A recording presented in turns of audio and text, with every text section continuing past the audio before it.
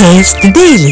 ನಿರ್ಮಾಪಕರು ನಿರ್ದೇಶಕರು ಸ್ಟಾರ್ಗಳನ್ನ ಹುಟ್ಟಾಕ್ತಾರೆ. ಸಿನಿಮಾಗೆ ದೊಡ್ಡ ಸ್ಟಾರ್ ಅಂದ್ರೆ ಅದು ಪ್ರೊಡ್ಯೂಸರ್, ಡೈರೆಕ್ಟರ್ಸ್ ಆಗಿರ್ತಾರೆ. ಮೈಸೂರಿನಲ್ಲಿ ದರ್ಶನ್ಗೆ ಉಮಾಪತಿ ಶ್ರೀನಿವಾಸ್ ತಿರುಗೇಟು ಕೊಟ್ಟಿದ್ದಾರೆ. ನಿರ್ಮಾಪಕರು, ನಿರ್ದೇಶಕರು ಇವರೆಲ್ಲರೂ ಕೂಡ ಸ್ಟಾರ್ಗಳನ್ನ ಹುಟ್ಟಾಕ್ತಾರೆ.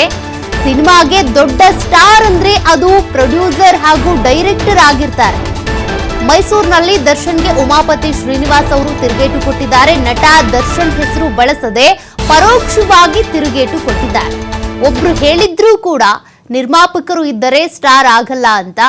ನಿರ್ಮಾಪಕರು, ನಿರ್ದೇಶಕರು ಸೇರಿದಾಗ ಮಾತ್ರ ಸ್ಟಾರ್ ಆಗ್ತಾರೆ. ಸಿನಿಮಾ ಸ್ಟಾರ್ ಆಗೋವರೆಗೆ ನಿರ್ಮಾಪಕರು ಬೇಕಾಗ್ತಾರೆ. ಆಮೇಲೆ ನಿರ್ಮಾಪಕರನ್ನ ಬಿಟ್ಟು ಫ್ಯಾನ್ ಕ್ಲಬ್ ಅನ್ನ ಕಟ್ಕೊಳ್ತಾರೆ ಅಂತ ತಿರುಗೇಟು ಕೊಟ್ಟಿದ್ದಾರೆ.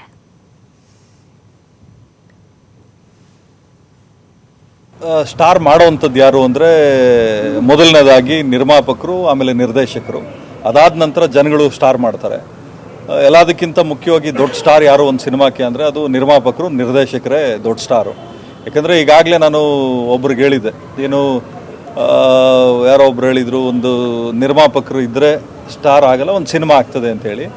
ಸೊ ಒಂದು ನಿದರ್ಶನ ಏನು ಅಂದರೆ ನಿರ್ದೇಶಕರು, ನಿರ್ಮಾಪಕರು ಸೇರಿದಾಗ ಮಾತ್ರ ಒಂದು ಸ್ಟಾರ್ನ ಹುಟ್ಟಾಕುವಂಥ ಶಕ್ತಿ ಇರ್ತದೆ ಅಂತ ಇದೊಂದು ದೊಡ್ಡ ನಿದರ್ಶನ.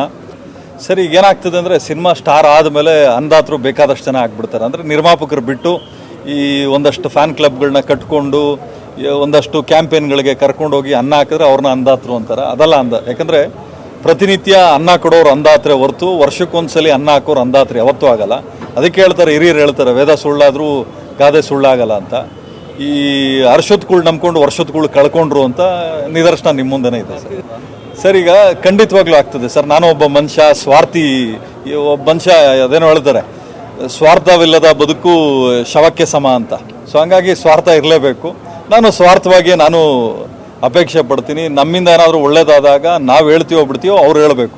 ನಾನು ಯಾರ ಹತ್ರ ಆದರೂ ಸಹಾಯ ತೊಗೊಂಡ್ರೆ ಆ ಜನದ ಮುಂದೆ ಹೇಳ್ತೀನಿ, ಇವ್ರು ನನಗೆ ಸಹಾಯ ಮಾಡಿದ್ದಾರೆ, 10 ರೂಪಾಯಿ ಮಾಡಲಿ, 100 ರೂಪಾಯಿ ಮಾಡಲಿ, 1 ಲಕ್ಷ ಮಾಡಲಿ.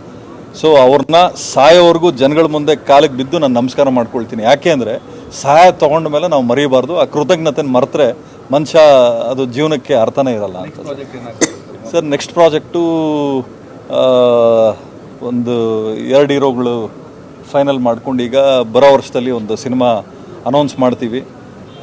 ಖಂಡಿತವಾಗ್ಲೂ ಜನಗಳಿಗೆ ಇವಾಗ ಮುಖ್ಯಮಂತ್ರಿಗಳು ಹೇಳಿದ್ದಾರೆ, ಸಾಮಾಜಿಕವಾಗಿ ಒಂದು ಒಳ್ಳೆ ಉದ್ದೇಶ ಮತ್ತು ಒಳ್ಳೆ ಮೆಸೇಜ್ ಕೊಡುವಂಥ ಸಿನಿಮಾ ಆಗಬೇಕು ಅಂತ. ಖಂಡಿತವಾಗ್ಲೂ ಜವಾಬ್ದಾರಿಯಿಂದ ಮಾಸು ಕ್ಲಾಸ್ ಜೊತೆಯಲ್ಲಿ ಸೋಷಿಯಲ್ ಇನ್ಫಾರ್ಮೇಷನ್ನು, ಸೋಷಿಯಲ್ ರೆಸ್ಪಾನ್ಸಿಬಿಲಿಟಿ ಇರುವಂಥ ಸಿನಿಮಾ ಖಂಡಿತವಾಗ್ಲೂ ಮಾಡೋದು. ಇಲ್ಲ ಸರ್, ಕರ್ನಾಟಕ ಮಾತ್ರ. ಪ್ಯಾನ್ ಇಂಡಿಯಾ ಅಂತ ಹೋಗಿ ನನ್ನ ಅನುಭವ ನಾನು ಈಗಾಗಲೇ ಹೇಳಿದ್ದೀನಿ. PAN India